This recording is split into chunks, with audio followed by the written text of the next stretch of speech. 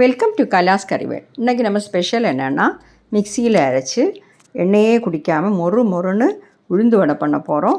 அதுக்கான ரகசியங்கள் நான் இந்த வீடியோவில் சொல்கிறேன். கரெக்டாக இந்த வீடியோ ஃபுல்லாக பார்த்துட்டு நீங்களும் ட்ரை பண்ணி பார்க்கணும். ரொம்ப அருமையாக இருக்கும். ஓகே, அது எப்படி பண்ணுறதுங்கிறது பார்க்கலாமாங்க. நான் 1/4 கிலோ உளுந்து ஒரு 1.5 மணி நேரம் தண்ணியில் ஊற வச்சு அதை ட்ரைன் பண்ணி எடுத்து வச்சுருக்கிறேன். ஓகே, இப்போ இது இந்த மிக்சி ஜாரில் தான் நான் இப்போ அரைக்க போகிறேன். அதுக்காக இந்த மிக்சி ஜாரை என்ன பண்ணோன்னா நாம் 1 மணி நேரமாவது ஃப்ரீசரில் வச்சு அது நல்லா கூலாக ஆகிற வரைக்கும் வச்சுருக்கணும். அது ஒரு சீக்ரெட்டு, ஒரு ரகசியம் தான். இந்த மிக்சியில் நம்ம அரைக்கும்போது மாவு ஜாஸ்தியாக சூடாகிடும். அப்போ இந்த வடை கரெக்டாக பெர்ஃபெக்டாக கிடைக்காது. இந்த மாதிரி மிக்சி ஜாரை கொஞ்சம் நீங்கள் கூல் பண்ணிவிட்டு ஃப்ரீசரில் வச்சு 1 மணி நேரத்துக்கு அப்புறம் இதை போட்டு அரைச்சிங்கன்னா நல்லா மாவு புசு புசுன்னு நல்லா இருக்கும். ஓகே, இப்போ இது 2 வாட்டியாக தான் நம்ம போட்டு அரைக்க முடியும். அதுக்காக நான் கொஞ்சம் ஐஸ் வாட்டர் எடுத்து வச்சுருக்கிறேன். 2-3 ஐஸ் க்யூப் எடுத்து தண்ணியில் போட்டு அப்படி வச்சுருக்கிறேன். ஐஸ் வாட்டர் ஃப்ரிட்ஜில் வச்சு உங்களுக்கு எடுத்துக்கலாம். கொஞ்சம் கொஞ்சமாக தண்ணி விட்டு நம்ம கெட்டியாக வெண்ணெய் மாதிரி அரைச்சி எடுத்துடணும். பாருங்கள், பாதி நான் அரைச்சி எடுத்துட்டேன். பார்த்தீங்களா, இந்த மாதிரி கெட்டியாக நல்லா சூப்பராக அரைஞ்சிருக்கு. மீதியும் நான் இந்த மாதிரி அரைச்சி எடுத்துடுறேன்.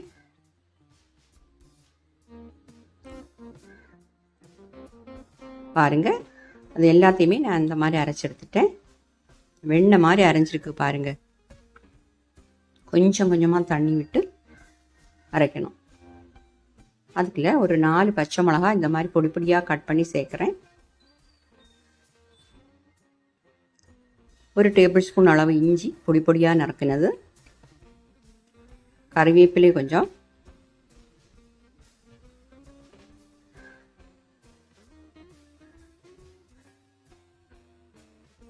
இதில் ஒரு சீக்ரெட் என்னென்னா, ஒரு ரகசியம் என்னென்னா, இந்த ஈஸ்ட் இருக்குது, இன்ஸ்டன்ட் ஈஸ்ட் ஒரு பிஞ்சு சேர்த்துக்கோங்க, ஒரே ஒரு பிஞ்சு.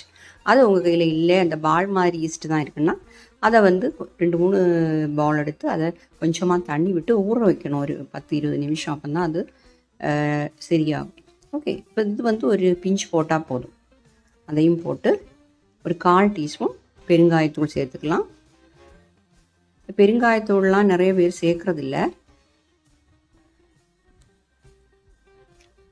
அதையும் சேர்த்துட்டோம்.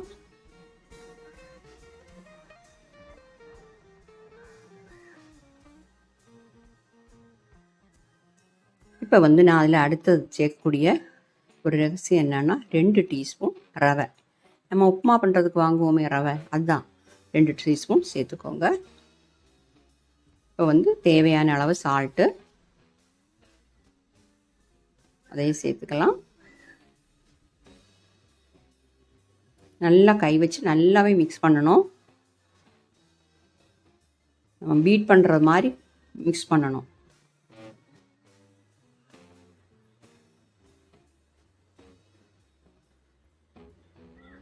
பாருங்கள், இந்த மாதிரி நம்ம மாவு கரெக்டான கன்சிஸ்டன்சியில் கிடச்சிருக்கு. அப்படி உங்களுக்கு கொஞ்சம் லூஸ் ஆகிட்டு அப்படி உங்களுக்கு டென்ஷன் ஆச்சுன்னா 1 ஸ்பூன் அரிசி மாவு வேணால் சேர்த்துக்கோங்க. இந்த மாதிரி செய்தால் அப்படி ஆகாது, ஆனாலும் பிகினர்ஸுக்காக சொல்கிறேன். இது கூட ஒரு 1/2 டீஸ்பூன் மிளகு சேர்க்குறேன். மிளகு க்ரஷ் பண்ணியும் உங்களுக்கு சேர்க்கலாம். க்ரஷ் பண்ணி சேர்த்தா அப்படி எல்லோரும் சாப்பிட்ருவாங்க. இல்லைன்னா இந்த முழுசாக கிடைக்கும்போது சிலவங்கள்லாம் அதை எடுத்து போட்டுருவாங்க, சாப்பிட மாட்டாங்க. ஆனால் நல்லா தான் இருக்கும், அது கடிக்கும்போது நல்லா தான் இருக்கும். பாருங்கள், மாவு ரெடி ஆகிடுச்சு. இப்போ அதுக்காக ஆயில் சூடு பண்ண வச்சுருக்கேன். அடுத்த ரகசியம் என்னன்னா, இந்த ஆயில் எப்போவுமே நம்ம சூடாக்க வைக்கும்போது ஹை ஃப்ளேமில் வச்சு நல்லா சூடு பண்ணிக்கோங்க. சூடு பண்ணதுக்கப்புறம் மீடியம் ஃப்ளேமில் வச்சு ஃப்ரை பண்ணி எடுக்கணும். இந்த ஆயில் நல்லா சூடாகலைன்னா எண்ணெய் நிறைய பிடிக்கும் உங்களுக்கு. ஆயில் சூடாச்சான்னு பார்க்குறதுக்கு இந்த மாதிரி கொஞ்சம் மாவு தூக்கி போட்டால் உடனே அது மேலே வரும். அப்படின்னா பார்த்தீங்களா, இப்போ ஆயில் நல்லா சூடாகிடுச்சு. மீடியம் ஃப்ளேமில் வச்சு நம்ம வடையை சுட்டு எடுத்துடலாம். அதுக்காக ஒரு பவுலில் தண்ணி வச்சுருக்கேன் பாருங்கள். இந்த தண்ணியில் கையை முக்கிட்டு கொஞ்சம் மாவு எடுக்கணும். மாவு எடுத்து இந்த மாதிரி பண்ணிவிட்டு நடுவில் இந்த பெரிய விரல் வச்சு இந்த மாதிரி பண்ணிவிட்டு எண்ணெயில் போட்டுற வேண்டியது தான். ஈஸியாக போட்டுடலாம். இல்லை உங்களுக்கு பிகினர்ஸுக்கு இந்த போட கஷ்டமாக இருந்ததுன்னா ஏதாவது ஒரு சின்ன கிண்ணமோ ஒரு டம்ளரோ எடுத்து அதோட பேக்கில் இந்த மாதிரி வச்சுட்டு இதில் போட்டால் போதும். அப்படியும் போடலாம். இல்லைன்னா ஒரு ஸ்பூனில் வச்சுட்டு அப்படியே எண்ணெயில் முக்கி போட்டாலும் போதும். அப்படியும் போடலாம். ஆனால் ஸ்பூனில் எல்லாம் தண்ணியெல்லாம் இருக்கக்கூடாது, வெடிக்கும். அதனால் அதெல்லாம் பார்த்து பண்ணணும். இது எல்லாமே எல்லாருக்கும் தெரிஞ்ச விஷயந்தான், பிகினர்ஸுக்காக சொல்கிறேன். இப்போ நான் 4 எண்ணம் தான் போட்டிருக்கிறேன், போதும். நிறைய திணிச்சு போட வேண்டாம். இப்போ பாருங்கள், அது போட்டு ஒரு நிமிஷத்துக்கு அப்புறம் தான் நாம் அதை திருப்பணும். இப்போ பாருங்கள், ஈஸியாக மேலே வருது. போட்ட உடனே நீங்கள் திருப்பக்கூடாது.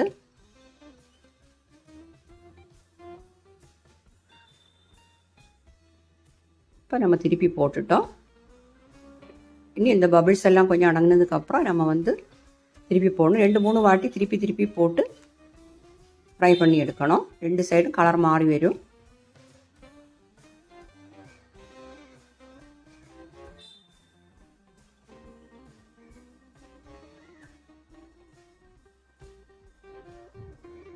நான் கொஞ்சம் எண்ணெய் தான் விட்டுருக்கேன், அதனால் சின்ன சட்டியில். நீங்கள் நிறைய விடுறதா இருந்தால் இன்னும் உங்களுக்கு நிறைய போடலாம். பாருங்கள், 2 சைடும் நல்லா செவந்துடுச்சு.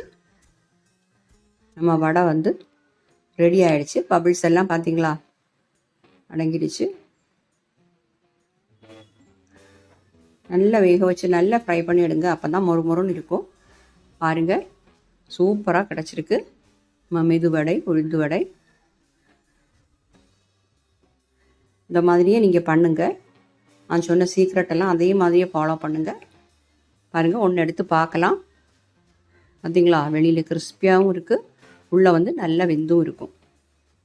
நீங்கள் போட்டு சீக்கிரமாக எடுத்துடக்கூடாது, கொஞ்சம் நேரம் ஃப்ரை பண்ணி நல்லா கிறிஸ்பியாக தான் எடுக்கணும். இந்த வீடியோ எல்லாருக்கும் பிடிச்சிருக்கும்னு நினைக்கிறேன். என்னுடைய சேனல் இது வரைக்கும் சப்ஸ்கிரைப் பண்ணாதவங்க தயவு பண்ணி சப்ஸ்கிரைப் பண்ணுங்கள். லைக் பண்ணவும், ஷேர் பண்ணவும், கமெண்ட் பண்ணவும் மறந்துடாதீங்க. திரும்பவும் நல்ல ஒரு ரெசிபியுமா மீண்டும் சந்திக்கலாம். Okay, thank you.